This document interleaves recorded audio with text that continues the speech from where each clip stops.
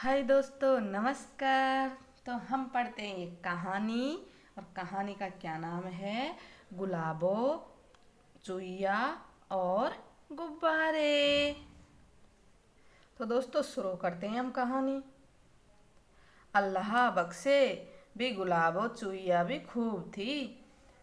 गांव के बाहर आम के सबसे पुराने पेड़ की जड़ में दुकान लगाए बैठी रहती थी और तरह तरह के मज़ेदार मिठाइयाँ और किस्म किस्म के खूबसूरत खिलौने बेचा करती थी। तो दोस्तों, दुकान के अंदर नहीं, नन्ही चुईया के लिए शीशे के छोटे बड़े मर्तबान मुंह तक मिठाइयों से भरे बड़े करीने से रखे थे और एक कोने में नीची सी गोल मजे पर रंगारंग के खिलौने सजे हुए थे। ये गुलाबो चुईया और ये इसके खिलौने, कुछ कुछ मिठाइयाँ हैं, ये इसका पूरा सामान है। और इधर से ये देखो छोटे छोटे चूहे, ये कैसे मज़े से रह रहे हैं। और ये पुराना आम का पेड़, उसके नीचे इसकी दुकान और ये रहती थी। ये देखो, गुलाबो चुईया अपने जो भी ग्राहक आ रहे हैं उनको ये दे रही है। ये इधर को भी देखो, हैं? बड़े चूहिया के लिए उनके पसंद की चीज़ें भी, जैसे सुई धागा, बटन, गोटा, किनारी मौजूद थी। आसपास के जितने चूहे थे वे उसी दुकान से अपनी आवश्यकता की चीज़ें खरीदा करते थे उससे। तो दोस्तों, कहानी में तो बड़ा मज़ा आ रहा है। अच्छी कहानी है चूहिया के गुलाबों की। बरसात के समाप्त होते ही बी गुलाबों ने सोचा कि शहर से अपनी दुकान के लिए नई चीज़ें खरीद लाऊं। उन्होंने फूलदार कमीज और लाल लहंगा पहना, पीली ओढ़नी ओढ़ी और बड़ा सा थैला ले चलने को तैयार हो गई। इत्तेफाक से मियाँ भूरे का रथ तैयार खड़ा था। वे तुरंत उसमें बैठकर शहर की ओर चल दी पड़ी।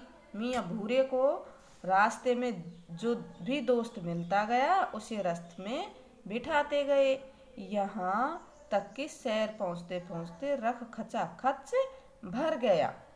ये देखो भाई, गुलाबो का कैसे तैयार होके खड़ी है, बड़ा सा थैला लेके। और ये रथ लेके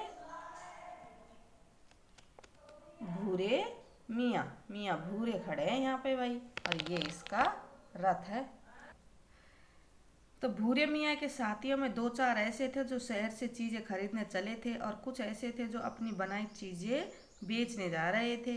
किसी के पास तिल के लड्डू थे, कोई गुड़ की भेलिया लाया था, दो एक मिट्टी के खिलौने साथ लेकर चले थे।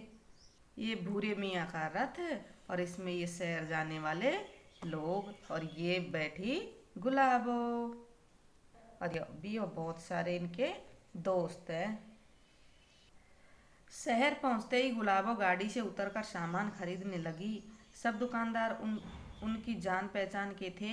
वे एक एक से बातें करती और उनके घर वालों का हाल पूछती। जब गुलाबो ने सब चीज़ें खरीद ली और उसका थैला अच्छी तरह भर गया तो वे रथ की ओर चली। रास्ते में एक दुकान पर कुछ गुब्बारे रखे मिले।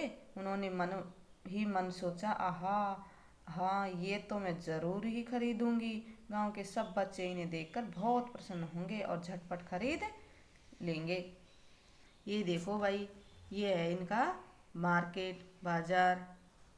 और ये देखो नीचे भी कितने सारे दुकानदार हैं। और ये गुलाबो तरह तरह के सारे खिलौने खरीद कर रथ में बैठने जा रही थी कि उसको गुब्बारे दिख गए। तो गुब्बारे तो वो सोचे कि बच्चे तो, गांव के बच्चे सारे झटपट से खरीद लेंगे, गुब्बारे तो मैं ज़रूर लूँगी। ये देखो, और इसका थैला बिल्कुल खचाखच भर गया इसका थैला। तो बी गुलाबो हर रंग के दो दो गुब्बारे लिए और गुच्छे का गुच्छा लेकर रथ में बैठ गई। रथ के चलते ही गुब्बारे हवा में उड़ने लगे। बी गुलाबो के सब साथी उन्हें देखकर प्रसन्न हो रहे थे। जब वे घर पहुंचे तो सारे दिन की मेहनत से थक कर चूर चूर हो गई थी। सब चीज़ें एक तरफ रखकर रसोई में जाकर चाय बनाने लगी। ये देखो भाई गुलाबो, अब गुलाबो और सारे इनके साथी जो रथ में आए थे वो सब खचाखच से इसमें बैठे हैं। ये देखो, और ये इसके गुब्बारे हवा में उड़ रहे हैं और गुब्बारों को देख देख कर सब प्रसन्न हो रहे हैं। खा पी कर कुछ तरोताज़ा हुए तो दुकान में वापस आई कि सब चीज़ें ठीक से सजा कर रख दे। इतने में उन्हें एक बहुत सी हल्की सी आवाज़ सुनाई दी। ये गुलाबो चाय बना रही है। और यहाँ से हल्की सी उसको आवाज़ आई कि ये क्या हो रहा है भाइयों। तो ऐसा मालूम हुआ कि जब कोई किसी चीज़ को छेड़ रहा हो। भी गुलाबों की समझ में नहीं आया कि क्या बात है। उन्होंने सोचा कि शायद कोई भौरा दुकान के अंदर आ गया है और बाहर निकलने का रास्ता ढूंढ रहा है।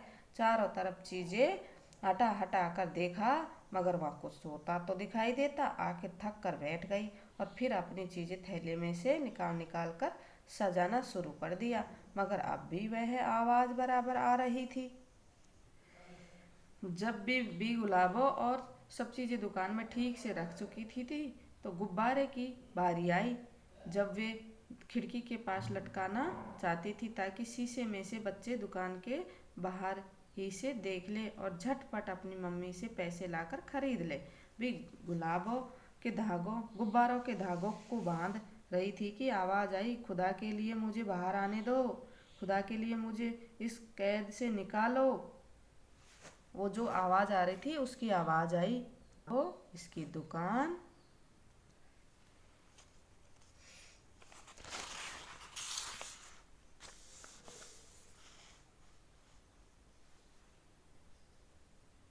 परिजाद ने कहा, आप बैठ जाइए तो मैं आपको सारी कहानी सुनाऊं। मैं किरणों की परिजाद हूँ और किरण देश में रहता हूँ। आज सुबह किरण की सीढ़ी से उतरकर खिलौनों की दुकान में गया था। वहाँ मेरे कुछ मित्र और भी थे। जब हम सब मिलकर आंख मिचौली खेलने लगे, कोई कहीं छुप गया कोई कहीं। मैं इस लाल गुब्बारे में घुस गया। अभी वहीं छुपा बैठा था कि किसी ने आकर इसमें फूंक भर दी और इसका मुंह बंद करके डोरी बांध दी। पहले तो मेरा विचार था कि मैं इसे तोड़कर निकल जाऊंगा और शाम होने से पहले ही अपने किरण पर वापस होकर घर चला जाऊंगा, मगर अब समझ में नहीं आता कि क्या करूं। मेरी किरणें की सीढ़ी उसी दुकान पर रह गई। अब घर पहुंचूं तो कैसे। तुम घबराओ नहीं, भी गुलाबो बोली। अब तो बहुत देर हो गई है, तुम यहीं सो जाओ। मैं कल तुम्हें शहर ले जाकर उसी दुकान पर पहुंचा दूंगी। वहां तुम अपनी किरण ढूंढ लेना।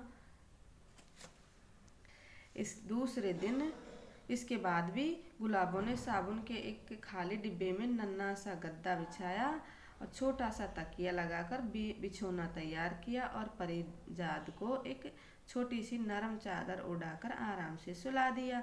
दूसरे दिन सुबह भी गुलाबो रसोई में गई तो परिजाद गहरी नींद में सो रहा था। उन्होंने खिड़की खोली तो एक किरण अंदर आ गई और उसने परिजाद को जगा दिया। परिजाद ने उठते हुए भी गुलाबो को झुककर सलाम किया। भी गुलाबो बोली, जाओ मियाँ परिजाद, मैं चाहती हूँ कि जाने से पहले तुम नाश्ता कर लो, मगर यह तो बताओ खाते क्या हो। परिजाद ने कहा, यूं तो मैं रोज नाश्ते के समय ओस चाटता हूँ, मगर आज तुम आप खिलाओ, जो आप खाएंगी वही मैं खाऊंगा। वे गुलाबो दौड़ी दौड़ी गई और एक नन्ही सी प्याली ले आई। उसमें दूध डबल रोटी डालकर एक छोटी सी चमची परिजाद को दे दी। ये परिजाद और ये गुलाबो इसकी सेवा कर रही है। छोटा सा इसके लिए ये बनाया और छोटी सी पलंग लगा दिया, छोटा सा गद्दा लगा दिया, छोटा सा तकिया और ये छोटी सी रजाई उड़ाकर इसको सुलाया और इसकी सेवा करी गुलाबो ने। वे दोनों अभी रास्ता कर ही रहे थे कि मियाँ चूचू चिड़े धूप की एक ऐनक खरीदे भी गुलाबों की दुकान में आए। वाह भाई वाह, ये कौन मेहमान पधारे हैं? मियाँ चूचू ने पूछा। भी गुलाबों ने परिजाद और गुब्बारे की कहानी मियाँ चूचू को सुना दी तो वे बोले, मेरे चचेरे भाई चढ़ चढ़ परसों से मेरे यहाँ मेहमान आए हुए हैं और आज ही उनका इरादा शहर वापस जाने का है। मैं अभी जाकर कहता हूँ कि वे परिजात को अपने साथ ले जाएं। ये गुलाबो थाली में उसके लिए भोजन लेके जा रही है नाश्ता की। किरण आई और ये जग गया परिजात। ये चूचू चिड़िया और ये गुलाबो इसको खाना खिला रही है। आपका बहुत बहुत धन्यवाद, भी गुलाबो बोली और परिजात तो खुशी के मारे नाचने लगा। मियाँ चढ़ चढ़ के आने में कुछ देर हुई तो परिजात ने दुकान में इधर उधर झांकना शुरू कर दिया। भी गुलाबो बोली, अगर कुछ साथ ले जाने को जी चाहे तो अवश्य ले जाओ। परिजात को समझ में नहीं आ रहा था कि क्या ले और क्या नहीं ले। बहुत सोचने के बाद उसने एक नन्हा सा बाजा पसंद किया। इतने में चूचू और चड़चड़ भी आ गए। ये बाजा पसंद कर लिया उसने। आ गए। परिजात भी गुलाबों के सहारे से चढ़ के पीठ पर चढ़ गया। भी गुलाबों ने कहा, खुदा हाफिज। मियाँ परिजात देखो फिर आना, हमें भूल न जाना। परिजात भी गुलाबों को धन्यवाद कहकर फिर आने का वादा किया और चिड़े की पीठ पर बैठकर अपना रुमाल हिलाता हुआ भी गुलाबों की आंखों में ओझल हो गया। गुलाबों की आंखों से ओझल हो गया। तो ये थी गुलाबों की कहानी। गुलाबो बड़ी प्यारी है और ये परिजात चिड़े की पीठ पर बैठकर जा रहा है अपने शहर। शहर से उसकी सिड्डी लेगा और वो वापस अपने किरण देश में चला जाएगा। तो दोस्तों, आपको गुलाबों की कहानी कैसी लगी हमको ज़रूर बताना, लाइक करना, शेयर करना। और प्लीज़ दोस्तों, आप कहानी पूरी पढ़ लेते हो, पूरी सुन लेते हो, लेकिन आप सब्सक्राइबर नहीं करते। प्लीज़ सब्सक्राइब कर दिया करो, प्लीज़ प्लीज़। मैं मेहनत से वीडियो बनाती हूँ, आप प्लीज़ सब्सक्राइब कर दिया करो। धन्यवाद।